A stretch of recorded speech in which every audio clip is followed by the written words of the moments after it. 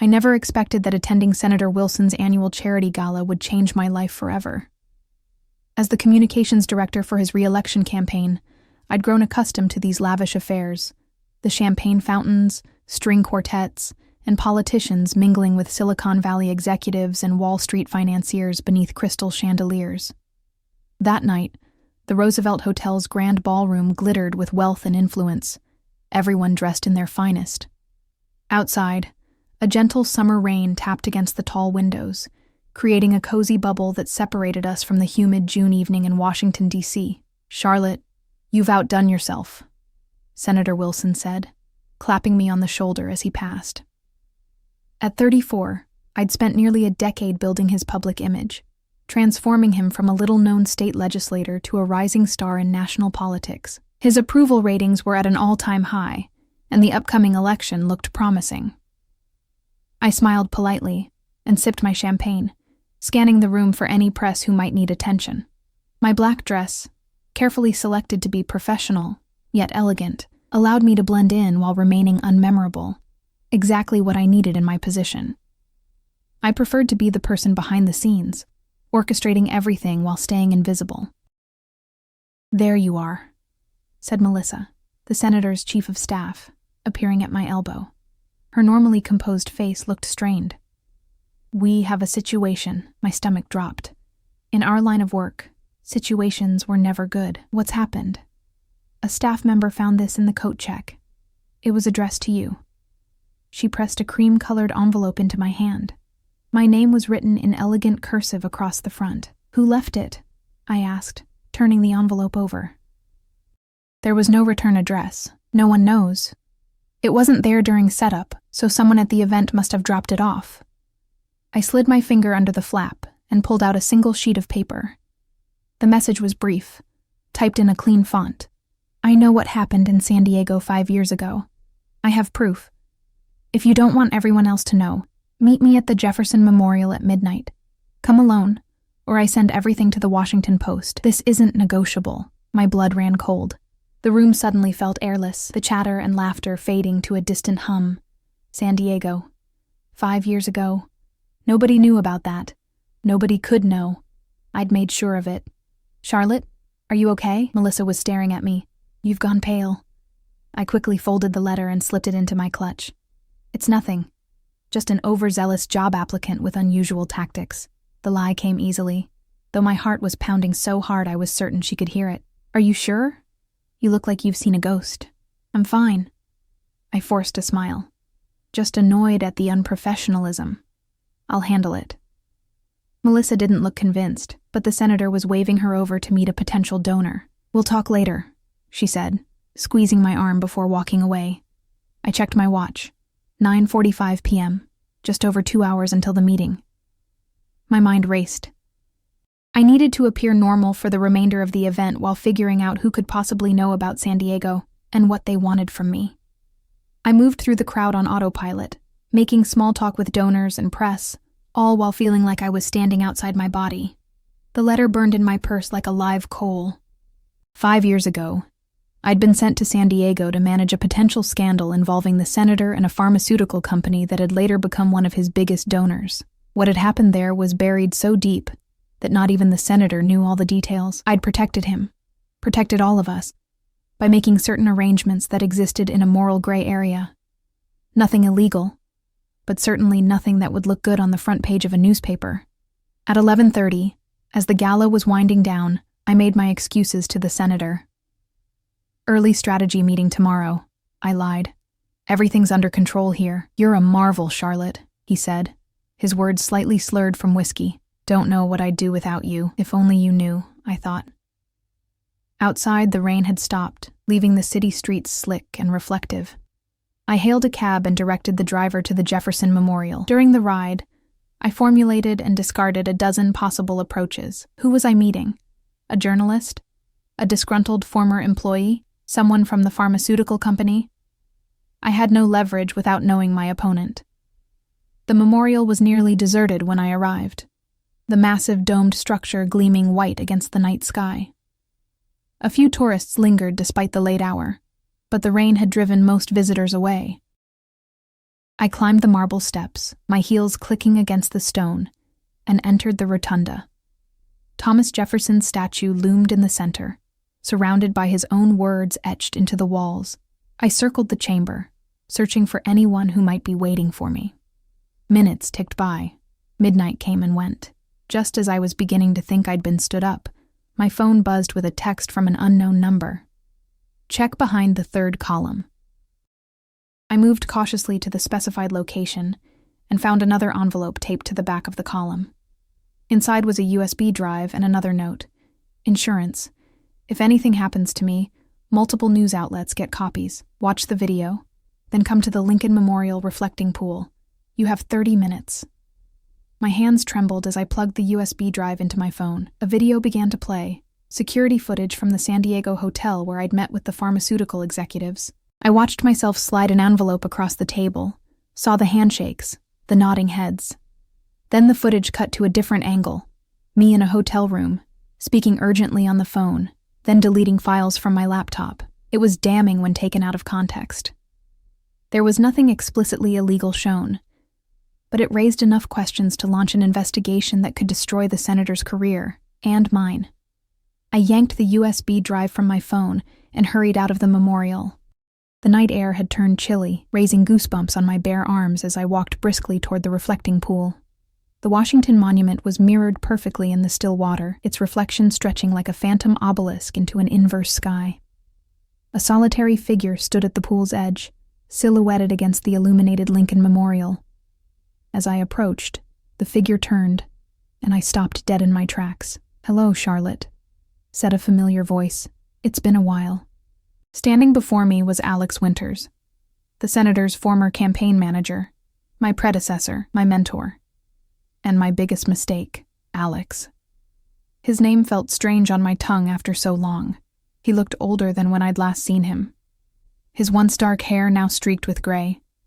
Lines etched deeper around his eyes, still handsome, still with that same confident posture that had once made me believe he could accomplish anything. "You're supposed to be in Colorado." I was. Until I found something interesting while cleaning out some old files. He held up a small recorder. Including an audio backup I made of every conversation during that week in San Diego. Insurance policy, you know. Never thought I'd need it. My mind raced. Alex had been pushed out of the campaign shortly before the San Diego trip, a casualty of internal politics and the senator's desire for a fresh approach. I'd been his protege, then his replacement. He'd left without protest, disappearing to start a consulting firm in Denver. I'd always suspected he resented me, but he'd never shown it. "What do you want?" I asked, cutting to the chase. The late hour and unexpected shock had stripped away my usual diplomatic approach. Direct as always. He smiled, but it didn't reach his eyes. "I want back in, Charlotte." "Back in? You've been gone for 6 years, and in those 6 years, I've watched you build the senator into a potential presidential candidate using my playbook, my strategies." His voice remained calm, but I could hear the underlying bitterness. "The difference is, I never crossed the lines you did in San Diego."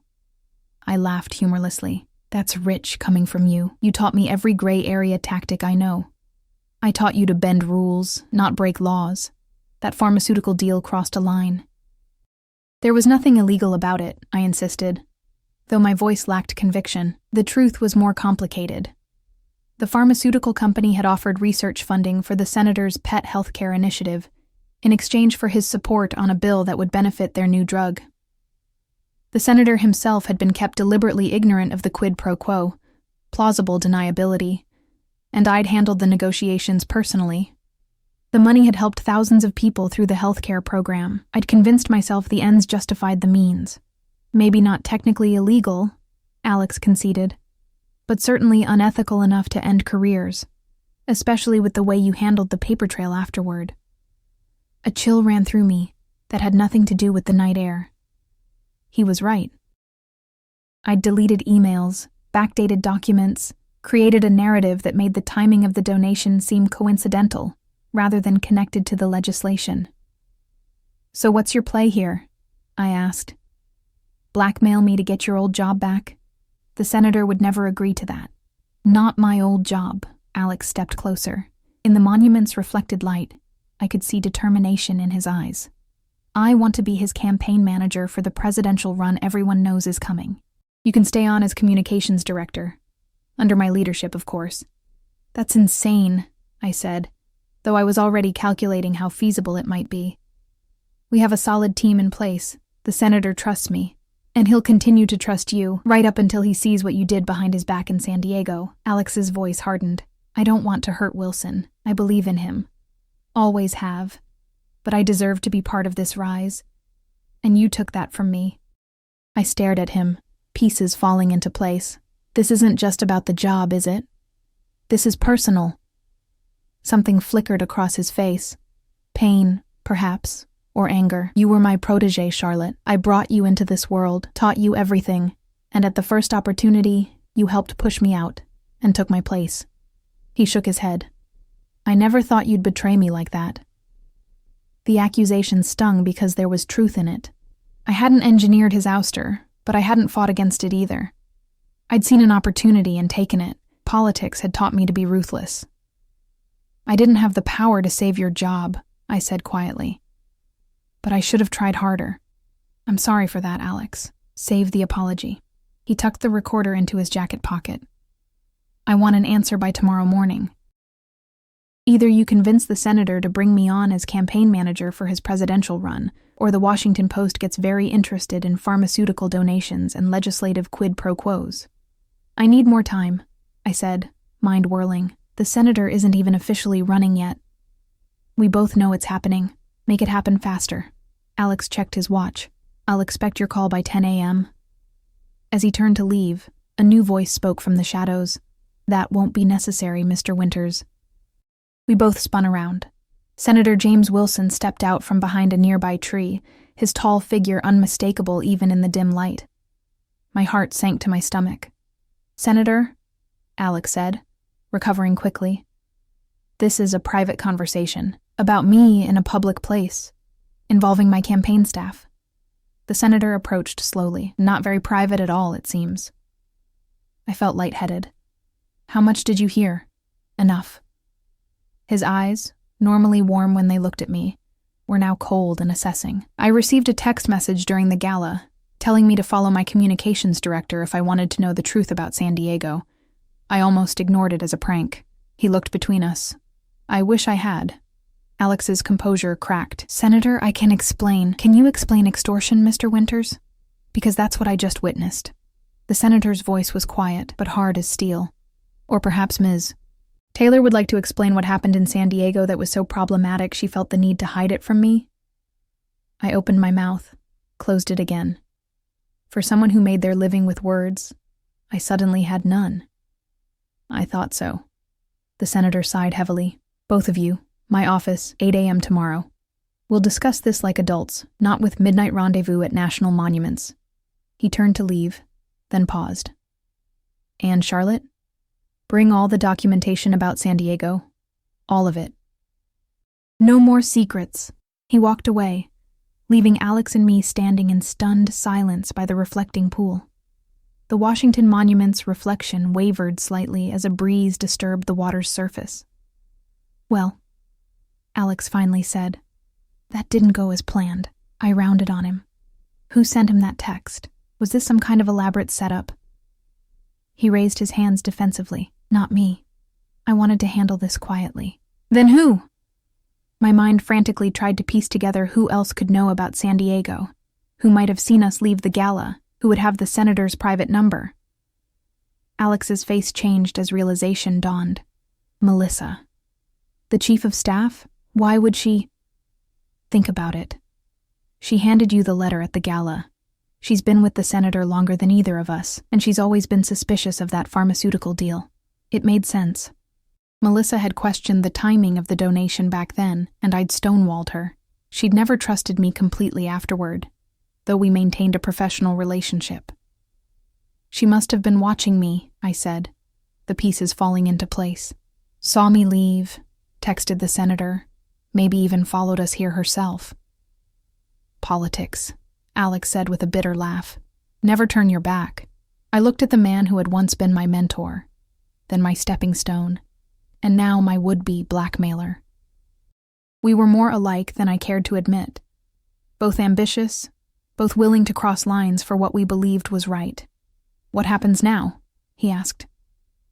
"Now we go home and prepare for the most uncomfortable meeting of our lives," I replied, suddenly feeling exhausted, "and we hope the senator is more forgiving than either of us deserve." As I walked away, I heard Alex call after me, "For what it's worth, Charlotte, you've done a hell of a job with him, better than I could have." I didn't turn around, but I felt something loosen in my chest, a knot of resentment and guilt I'd carried for years without realizing its weight. Tomorrow would bring consequences, perhaps the end of my career. But tonight, in the shadow of monuments to imperfect men who had nevertheless shaped a nation, I felt strangely liberated. The truth was finally coming out, and whatever happened next, I would face it without more lies. Sleep eluded me that night. I sat at my kitchen table until dawn, sorting through old files, emails, and notes from the San Diego trip. Every document felt like a small betrayal laid bare. By the time my alarm signaled 6 a.m., I had assembled a comprehensive timeline of what had happened. The meetings, the agreements, the careful orchestration of plausible deniability. I showered and dressed with mechanical precision, choosing a conservative navy suit like armor. The sensation of preparing for my own professional execution wasn't lost on me. Washington was already humming with early morning activity when I arrived at the senator's office building. Security nodded me through. They knew my face well after all these years. The elevator ride to the 7th floor felt like ascending to judgment. Melissa was waiting outside the senator's office, her expression unreadable. Our eyes met, and I knew immediately that Alex had been right. "It was you," I said quietly. She didn't deny it. "Someone had to protect him, from both of you." Before I could respond, the door opened. The senator's assistant gestured us in without a word. The office was bathed in morning light, making the mahogany furniture glow warmly, a stark contrast to the cold atmosphere. Senator Wilson sat behind his desk, looking like he hadn't slept much either. Alex was already seated in one of the visitor chairs, his posture rigid. "Sit down, Charlotte," the senator said. I took the remaining chair, setting my folder of documents on the edge of his desk. No one spoke for a long moment. Finally, the senator leaned forward. "I've been in politics for 22 years. I've seen careers destroyed over less than what I witnessed last night." His gaze moved between Alex and me. Extortion, secret deals, cover-ups, not exactly what I expected from the people I trusted most. "Senator," Alex began. "I'm not finished." The senator's voice was quiet but carried unmistakable authority. "Last night, after I left you two at the memorial, I couldn't sleep. So I started making calls. I spoke to 3 different ethics lawyers about what might have happened in San Diego, based on what I overheard. Do you know what they told me? We both remained silent. They told me that without knowing specifics, it sounded like the kind of gray area that exists in every campaign, every political office in this country." He sighed deeply. "They also told me that how we handle it now matters more than what happened then." Hope flickered faintly in my chest. The senator pointed to my folder. "Is that everything?" I nodded. "Every document, every email, the complete timeline." "And the recordings?" He looked at Alex. Alex placed his phone on the desk. "All here, no copies." "Melissa, would you excuse us, please?" the senator asked. She looked surprised. "Sir, I think I should... This needs to be between the 3 of us. Thank you for your loyalty, but please give us the room." After she left, closing the door with obvious reluctance, the senator stood and walked to the window. For a long moment, he stared out at the Washington skyline. "I've spent my career fighting for healthcare reform," he finally said. "The research initiative funded by that pharmaceutical donation has helped thousands of people, created treatments that wouldn't exist otherwise." He turned to face us. "Was there an explicit quid pro quo for my support of their legislation?" I met his gaze directly. "Yes. But the legislation itself wasn't harmful. It expedited FDA review processes for certain classes of drugs, including, but not limited to theirs. I vetted it thoroughly, and you kept me in the dark to protect me." "Yes." He nodded slowly. "A noble intention with questionable execution." He looked at Alex. "And you kept evidence as insurance. then tried to use it for leverage when you saw an opportunity. Alex had the decency to look ashamed. I made a mistake. Seeing Charlotte rise while I was sidelined, it festered. The senator returned to his desk and sat heavily. Here's what's going to happen. Charlotte, you're going to work with our legal team to review everything that happened and determine if any actual laws were broken. If there were, we disclose it voluntarily and face the consequences. If not, we implement new transparency protocols to ensure nothing like this happens again. I nodded, relief washing through me. Alex, he continued, your behavior last night was inexcusable. Blackmail has no place in my organization. However, he paused. Your strategic mind is still one of the best in the business. If you're genuinely interested in working on my presidential campaign, not through coercion, but on merit, I'm willing to consider creating a strategic advisory role, not campaign manager, he added, looking at me, but a position where your expertise would be valuable. Alex looked stunned. I would be honored to be considered, Senator. Don't thank me yet.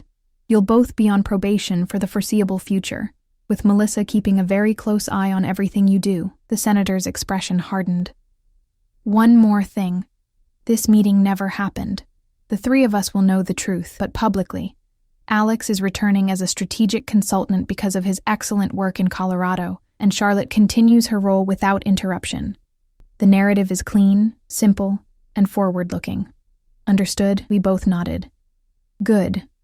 Now, leave the documents and recordings with me. Take the day off, both of you. Tomorrow we start fresh. Outside the office, Alex and I stood in silence for a moment. He's even better than I remembered, Alex finally said. He's the real deal, I agreed. That's why we both crossed lines for him. Alex extended his hand. Truce. For his sake, if nothing else. I hesitated, then shook it. Truce. But if you ever try something like that again, I won't. His smile was rueful. I've learned my lesson about underestimating you. As we parted ways in the lobby, I stepped outside into the bright June morning. The air felt cleaner somehow, the weight on my shoulders lighter. Washington's marble monuments gleamed in the distance, tributes to flawed leaders who had nonetheless strived for something greater than themselves. I had made mistakes, crossed lines I'd once promised myself I wouldn't cross, but I'd been given a second chance to do better, to be better. In a city built on power and ambition, that was a rare gift. My phone buzzed with a text from the senator. Breakfast tomorrow, 7 a.m. We have a presidential campaign to plan. I smiled and slipped the phone back into my pocket. The future stretched before me, complicated, challenging, but full of possibility. And this time, I would navigate it with the truth as my compass. Even in Washington, stranger things had happened.